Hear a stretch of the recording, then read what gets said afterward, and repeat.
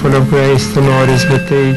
Blessed art thou among women, and blessed is the fruit of thy womb, Jesus. Holy Mary, Mother of God, pray for us sinners now and at the hour of our death. Amen.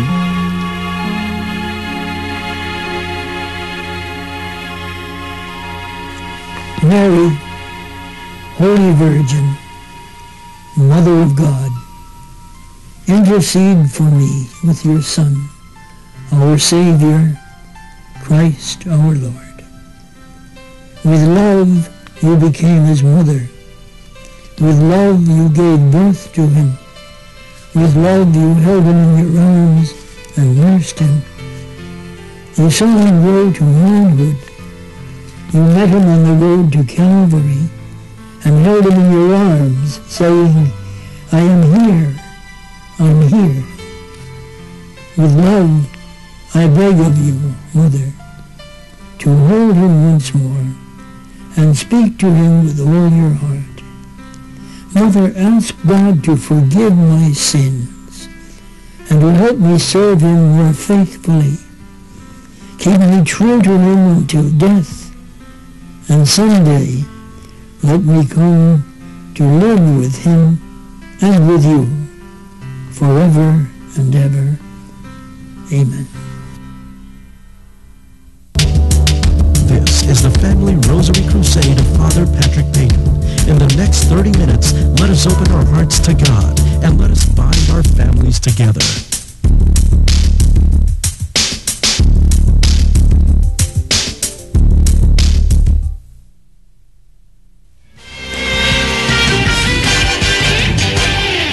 Muli po tayo nagbabalik sa ating palatuntunan at papansin nyo, ganito pa rin yung boses ko, no? Kaya sabi nga ni Sheila, pati yung sinasabi, kailangan ko din konti, medyo magpahinga, no? Yes, kailangan mo na magpahinga, Father.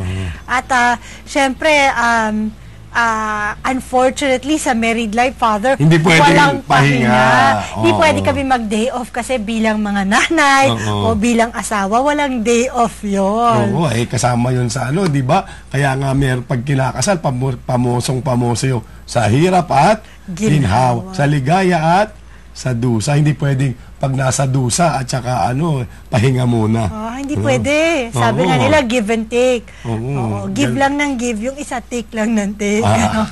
Tsaka syempre, yung mga paulit-ulit na sinasabi ng mga ninuno natin na ang buhay mag-asawa ay hindi parang kanin. Na pagka sinubo mo na paso ka ay pwede mong iluwa. Hindi ba? So, ano ba ibig sabihin nga ba, no? Ng pag-aasawa, no? Talaga ito isang responsibilidad, no? Parati ko sinasabi, it's a commitment, a decision, no? Should not be based on feelings alone, pero talagang decision yan, mamahalin yung isa't isa. Dahil kung feelings lang ang pag-uusapan, Father, talagang fleeting lang kapag feelings. Magbabago. Merong time na high ka. Merong time naman na sana wala na lang akong katabi dito sa kama, hindi ba? Bakit ba napili ko itong makeup na to? Sabi na nila, it's like a roller coaster ride. Sometimes you're up, sometimes you're down. Kaya dapat talaga, it's a commitment, it's a decision that you make na no matter what, gusto mo pa rin makasama ang iyong katabi. Panghabang buhay. Tama yan, Father. Unang dekada pa lang yan. At sa mga susunod na dekada, lalong-lalong nasusubukan ang pagmamahalan sa loob ng pagsasama. Paano nga ba ito lalagpasan upang mapadalisay ang sakramentong pinasukan? At paano napananatiling bago ang bawat araw ng pagsasama upang hindi abutin ng pagkasawa o pagkabagot sa paulit-ulit na mga gawain ng buhay may asawa. Ang payo po ni Dante at Annie Valdez.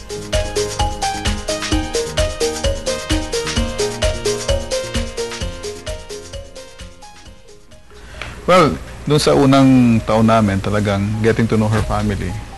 Same time na ako nag-adjust din kung paano namin talagang to go through with family life. Kasi yung initial year namin, dala ko pa yung pagkabinata ko eh. So, then, gradually nag-adjust kami during the first decade of our marriage. Hindi, mabait siya. Good provider. At saka, Yun, talagang he sees to it na okay kami. Tapos, marami siyang surprises, yung mga gifts niya, yung mga ganun. Yun, yung rewarding yun. Kasi binigyan ako ni Lord ng mabait na asawa. Ang bawat anibersaryo ng kasal ay isang malaking tagumpay para sa mag-asawa at para sa tahanan. Dahil sa lipas ng panahon, buo at pagsasama, nalalagpasan lahat ng pagsubok at nadadalisay ang pag-iibigan katulad ng pag-ibig ni Jesus sa simbahan. Ano-ano ang hamon na kanilang nalagpasan? Anong sikreto ng tagumpay ng bawat araw? At higit sa lahat, paano sila matutularan ng bawat tahanan? Narito po sina Dante at Annie Valdez na maglalahad sa atin ang kanilang sikreto sa loob ng 20 taon. Hi, good morning. Yan. Salamat po sa inyong pagpaunlak sa aming imbitasyon. Salamat din po at naimbitahan nyo kami rito, Father. Sheila? Alam mo, nabanggit ni Father kanina, mahigit 20 taon. Exactly how long have you been married na? For 20 years and 2 months. Wow, medyo matagal-tagal na rin. And how many kids do you have? We have 2 sons. One is 20-year-old and another is 14 years old. Wow. 20 na rin. Galing. So, siguro, 2 dekada na ang mapag-uusapan natin, Father. Siguro dahil seasons in our life yung ating pinag-uusapan ngayon. Noong bang unang dekada ng ating pagsasama bilang mag-asawa, ano siguro yung mga pinakamalalaking adjustments that you had to go through as husband and wife? For me, siguro yung adjustment sa ugali niya. Kasi syempre, di ba, magkaiba talaga ng ugali. Siya may pagka-outgoing. Ako, medyo okay lang ako sa bahay lang, yung mga ganon. Homebody talaga. Yes. Oo, tapos siya ma-PR, ako tahimik, yung mga ganon. Tapos, since he's 5 years older than me, syempre iba yung level nung sa profession niya, how he handles people dun sa office, tapos minsan nadadala niya sa bahay, yung mga ganon. Actually, nahirapan din ako noong una kasi dala ko pa mga kaibigan ko. We normally go out late nights. Dala ko pa noong unang 2 taon namin ng pagsasama. Sabi nga ng in-laws ko is, hanggang ngayon ba nakipagbarkada ka pa, may pamilya ka na? Lalo na nung kabuntisan niya, nung first son namin, nabibiglang aking mga biyenan dahil lumalabas pa ako na hanggang madaling araw. And I leave her at times alone at home. And minsan, binibiling ko na lang sa aking in-laws kasi kasama ho namin ang in-laws namin sa bahay noon. But that adjustment came in nung talagang nabigyan na ako ng paglilinaw, ganun din ng mga payo ng aking mga magulang, tsaka ng aking mga in-laws. Doon ako unti nakapag-adjust. At doon ko na napagtunan ng pansin ng pag-aalaga rin sa aking asawa at sa aking magiging anak. Father, sorry ha, kasi ako I can relate to that very well sa mga taong nakapaligid sa akin. Siguro paano nagkaroon ng realization dun sa punto na sinasabihan kanila pero natanggap mo. Marami kasi ngayon na in the same situation pero gina-justify nila ito sinasabi nila hindi naman porket nag-asawa ka na tatalikod ka na sa mga kaibigan mo. In fact, ngayon nga, meron pa nagne-negotiate na, Father, hindi pa nga kinakasal, nagne-negotiate na once a week, iba yung boys night out namin, naka-negotiate na yun, part and parcel ng kanilang buhay pag-aasawa. Paano nagkaroon ng realization at paano ka nabago nito? Naintindihan ako ng aking better half na siguro dinahandahan ako. Siguro malipit na pinagdadasal na mas madalas ako sa bahay kaysa sa labas. And siguro, since malapit kami sa simbahan, ang bahay namin malapit sa simbahan, nagagawa namin ng mas okasyon na nakapagpunta kami na mas madalas doon. At na-divert ngayon yung oras ko kaysa lumabas kami ng aking mga kasama sa opisina. Siguro din, na-realize ko rin na ako lang ang natitira sa amin na mas mahabang ginugugol sa labas kaysa doon sa mga kasama ko sa trabaho rin. Sa una mong kasi wala yung buhay mag-asawa, parating sinasabi ko nga saludo ko sa mga talagang tumatagal ang buhay ang kanilang sa hirap at ginhawa. Sa inyo po, siguro sa unang 10 taon ng inyong pagsasama, ano yung masasabi ninyong, hindi ko alam kung yun na yun, kuya, no? Parang struggle na kailangan ninyong lampasan? Siguro, gano'n naman halos siguro pag nag-start ka na hindi ka galing sa mayamang pamilya, finances. Na syempre noon, we used to rent ng bahay. Tapos until sabi ng father ko na we have to get our own house na para daw hindi sayang yung binabayad sa upa. And then, sumama sila sa amin kasi sila nag-aalaga ng baby namin. Nakita ko na gaano kami binless ni Lord kasi kumbaga malayong-malayo ng panahon na totally na iba yung pamumuhay namin through God's grace na at saka syempre yung pagsisikap din at saka yung mga opportunity binigay sa amin. Nakatulong ba, nakatulong ba kuya yung after nung realization? Kasi syempre, pag may barkada ka, hindi pwedeng hindi ka gastos, hindi ba? So nakatulong ba yung medyo pag focus sa pamilya rather than sa barkada, sa pagbabago din ng buhay, kasama yung finances? Yes, Father. Lalo na nung lumabas yung aking panganay. Akala ko noong una, wala nang gastos. Yung pala, tuloy-tuloy rin pala ang gastos. Only to realize na kailangan pagtunan ko na ng tamang pansin ang pamilya ko. At unti-unti nang nadadivert ngayon yung aking paglalabas. Ngayon, nabibigay ko lahat yung mga aking kinikita, yung ibang mga savings talaga para palaguin not only for myself but also for the family. At unti-unti na rin yung oras ko na dating na nabibigay ko sa aking mga kaibigan, napagtutunan ko ng pansin ang aking anak at aking asawa. Ano naman pong tuloy-diretso no? Ano naman pong sabi ng mga kaibigan nyo? Nung napansin nilang, teka muna, si pare mukhang di na natin nakakasama. Sa atin. Ano namang sabi nila? Ang kalimansin sa amin, nakakasira ka ng barkada. Talagang yung pag-asawa, nakakasira ng barkada, mga ganon, di ba?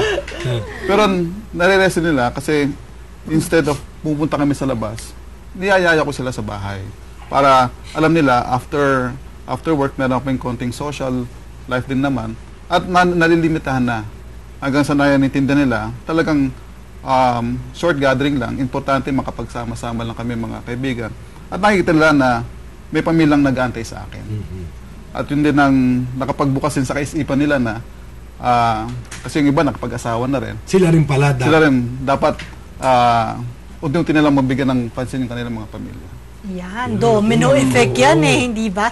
In the process of the 2 years, paano ka naging matibay na, in your quiet time na alam mo na minsan may sama ng loob, minsan late na umuwi, and yet nandun ka lang kasi ngayon medyo iba na yung generation, konting problema lang hihiwalay ako na yan, matigas ang ulo, ayaw mag-gana. Diba? What kept you there during that time and papaano mo ito dinala?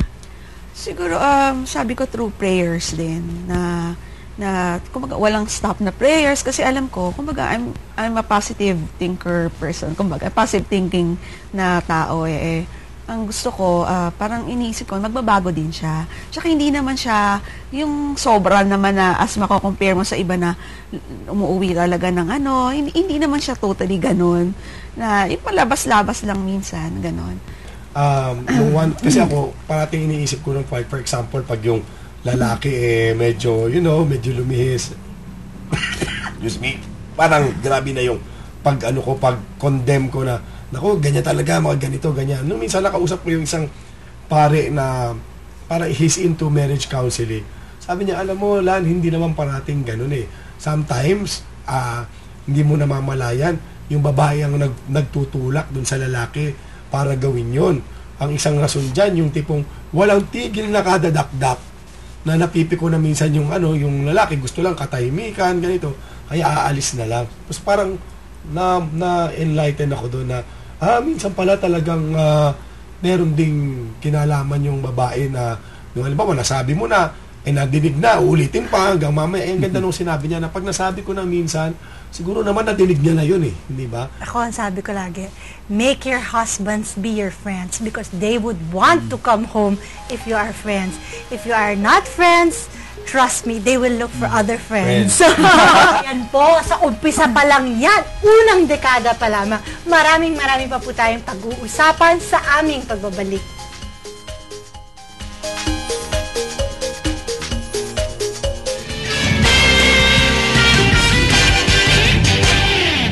Kasi pagka naging makasarili ka, parang, di ba, yung iba naghihiwalay kasi, ang tinitingnan, paano naman ako? Ang inisip ko, pamilya ko, kasi forever yun eh.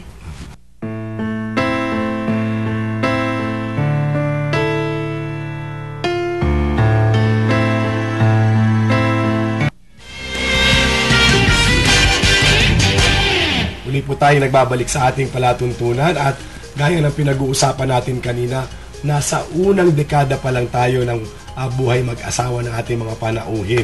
Kaya nga Sheila, ang susunod na itatanong ko na kagad ngayon, siyempre, na okay na si Kuya, no? Medyo nabawasan na yung pagbabarkada. Ano naman sa ikalawang dekada? Sabi nila, iba't ibang challenges naman dumadating kada ilang dekada ng buhay mag-asawa. Ano kaya yung naging challenges naman? Siyempre, may mga anak na nung ikalawang dekada ng inyong buhay mag-asawa. Medyo lumaki na yung mga anak, Oo, teenagers. hindi na lang kayo dalawa, 4 na. Nung nagsampung taon ng aming panganay, unti-unti na namin nabigyan ng panahon ang anak. Tulad ng sabi namin, we were struggling as start of the first half kasi pareho kami nagkatrabaho. Ang kagandahan nito, nakapag-decide kami na isa sa amin ang talagang magle-let go ng trabaho para mabigyan pansin at mabigyan ng panahon ang aming mga anak.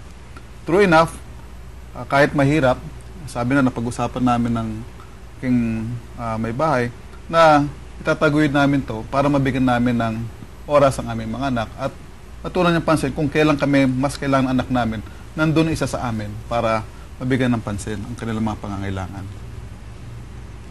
Siguro po yung challenge din nga is yung paano yung pagpapalaki ng tama sa mga bata na kasi parang yung syempre ang dream ng bawat magulang is makita yung mga anak mong lalaking mabubuting mga tao, mga ganon.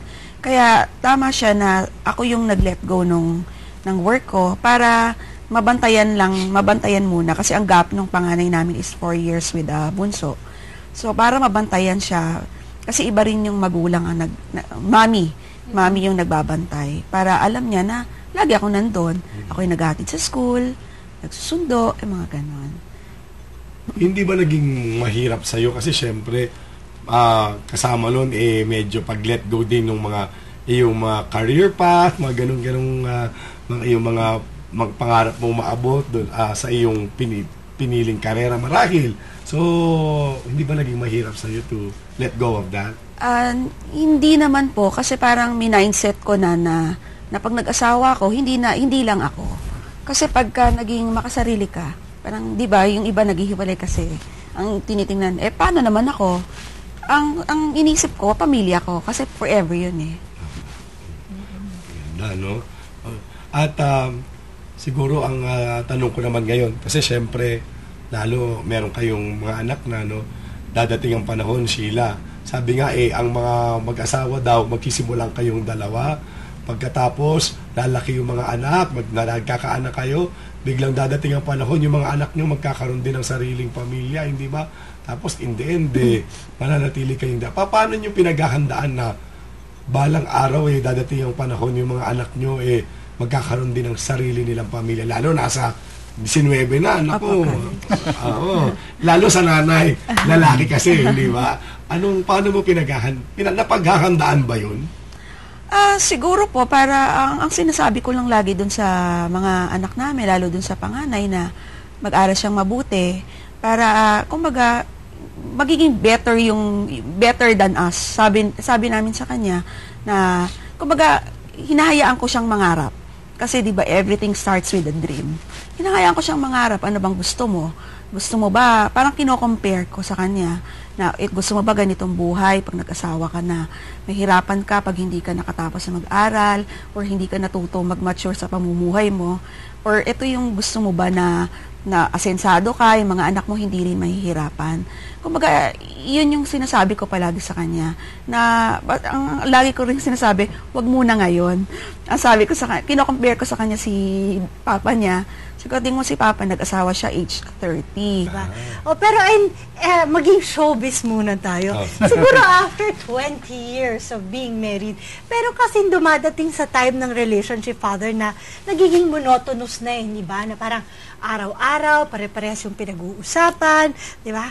Paulit-ulit yung chores ng bahay. How do you keep the music playing after 20 years? How do The you fire burning. Hindi ba? Na parang exciting pa rin. Ang buhay mag-asawa. Pag lumalabas kayo, nagkakape pa rin kayo together, hindi ba? How do you find time for each other? Sa side ko, there's no special occasion that I should give her flowers or chocolates. So, surprisingly, nabibigyan ko siya ng flowers at any given time. Hindi ako nag-aantay ng Valentine's o Mother's Day. So, it comes as a surprise to her. And at times, I would use my sons to give her the flowers. Give them the flowers. So, until now, nakakatanggap ka talaga ng flowers, ha? Ba! Aba ng hair mo, te.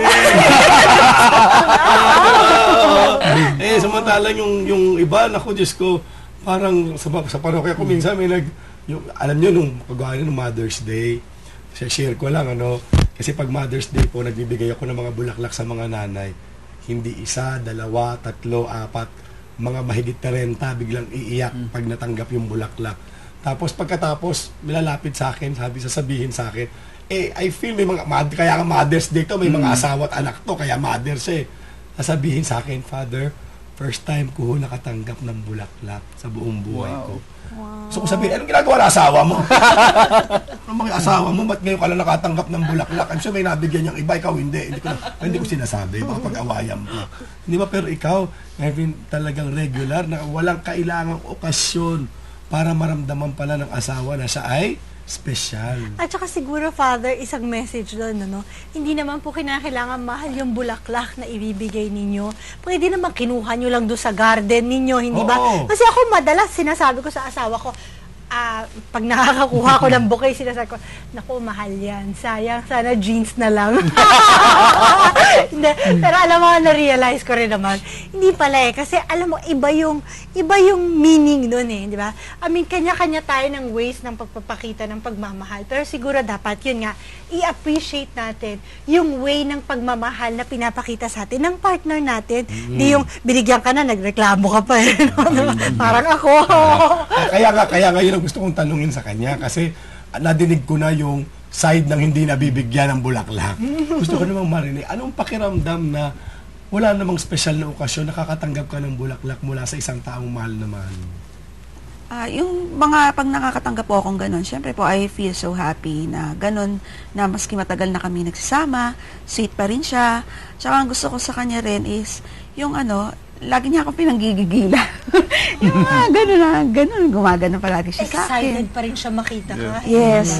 Konting oras lang, sabi, namiss na kita, mga ganun. Maiiyak tuloy ako. Pero totoo yun, ha? Kasi ang daming hindi na ganyan Na parang dumadaan yung asawa, wala lang, di ba? Pero siguro, why do you feel that way to her? What makes her so special? Kasi maraming sigurong wives na ganun gusto yung feeling pero hindi na ganun yung feeling ng husband nila. I like to put to a pedestal yung aking loved ones Kaya kahit anong way na mapasaya sila, ma-surprise sila. And I do a lot of humoristic moves para lang mapatawa sila. I dance in front of them para mapatawa sila ng mga anak ko. Corny man o hindi sa kanila, pero sa akin somehow I make them happy. And that's a bonding that we have, especially me and my wife, especially in our own personal moments. Kahit kami lang dalawang, tahimik lang, biglang makakarinig lang siyang patawa. At tumatawa naman siya. And she appreciates all the laugh, all the jokes that I gave her. Maganda naman sa kanya, very appreciative siya sa kahit mababaw ang kanyang kaligayahan. Pero at least, na-appreciate ko rin na kahit yung jokes yung gano'n, nakakapagbigay akong kasayahan sa mga ibang tao.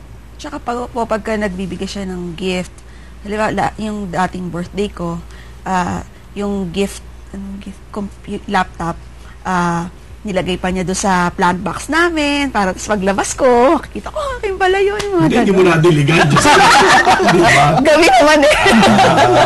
Yung mga ganun po. Nag-e-effort talaga siya. At Yun hindi ba? Alam mo, importante yun, Sheila, kasi I read this quotation from my iPad, social naka-iPad. Sabi doon, someday, we will just be a memory to some people. Yes. So, while you're still alive, do your best to be a good one. No? To be a good memory. Siguro, ang number one is respeto sa isa't isa. Pag nag-aaway, parang, kasi kalimitan kaya lalong lumalaki yung away ng mag-asawa, yung you hit the person, kumbaga parang personalan yung tipong, sinungaling ka kasi, mga ganon. Parang, ang nabasa ko nga, parang hindi dapat ganon. Kumbaga, bakit hindi ka nagsabi ng totoo? At least you attack the work na ginawang mali, hindi yung person mismo. So, respeto, tapos tiwala, hindi yung parang, di ba minsan, yung nagiging creative yung mind ng babae na, naku, ginabi na naman baka ng babae. Ito yung mga ganon. Siguro dapat yun maiwasan. And be more prayerful. Let God be the center of the marriage para at least guided talaga. Ilang po. Amen. Diba? First and foremost, yung tiwala talaga sa isa. Alam namin sa buhay pag-asawa, umuwi ka man ng umaga, umuwi kang gabi, alam namin na may nag-aantay na pamilya, asawa, mga anak na sa bahay namin. Pangarap na siguro ng bawat babae ang tumandang kadaop-palad ang taong kaharap niya sa altar upang mangako ng pag-ibig na panghabang buhay. At ang katahimikan nila sa pagkakabigkis ng kanilang mga puso at buhay ay hindi dahil pagod na silang magsalita o nasabi na nila lahat. Bagkos, ito ay dahil iisa ang tibok ng kanilang puso at payapa na sila na magkapiling sa habang buhay. Ang sakramento ng pag-iisang dibdib ay kahalintulad ng pag-ibig ni Kristo sa simbahan at sa tao. At ang bawat tahanang mapagpanatili ang pagsasama ng buong katapatan at pag-aaruga ay isang tagumpay. Hindi lamang nilang mag-asawa, kundi ng buong sambayan ng Kristiyano. At ang bawat dekadang pagdadaanan ay isang pagpapatunay na ang tunay na pag-ibig ay mananatili sa hirap man o ginhawa. Thank you very much. Thank you po, Father.